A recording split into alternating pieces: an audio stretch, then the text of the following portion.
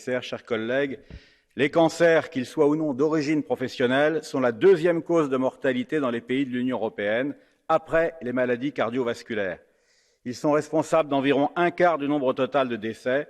Ils mettent aussi durement à l'épreuve les systèmes nationaux de santé et d'aide sociale, les budgets publics, la productivité et la croissance économique. Pour cet ensemble de raisons, il faut donc renforcer la lutte contre le cancer.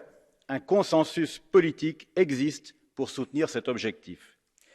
C'est dans ce contexte que nous entreprenons aujourd'hui d'améliorer la protection des travailleurs contre les risques liés à leur exposition à des agents cancérigènes ou mutagènes au travail. Les cancers sont en effet à l'origine de 52% des décès d'origine professionnelle enregistrés chaque année, et c'est beaucoup trop. Pour réaliser cette amélioration, il est nécessaire de modifier la directive 2004/37 qui constitue le texte de base pour protéger les travailleurs contre le cancer.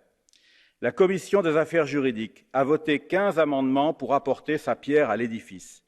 Parmi les principaux, l'un recommande, dans un but de transparence, de n'établir les prescriptions médicales qu'après consultation des acteurs économiques et sociaux concernés. Un autre suggère de profiter des plans de relance nationaux et européens pour financer des programmes de recherche sur les risques pour la santé des travailleurs.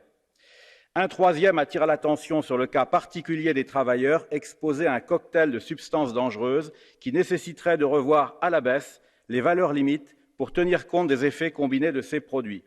Dans la même optique, un quatrième souligne le caractère cancérigène du cobalt qui devrait donner lieu à des valeurs limites spécifiques. D'autres amendements précisent des délais, notamment un délai d'au moins tous les 5 ans pour réexaminer les valeurs limites. Je termine par 2 considérations plus générales. La Commission des affaires juridiques attire particulièrement votre attention sur le fait que les PME et les micro-entreprises disposent de ressources financières, techniques et humaines limitées.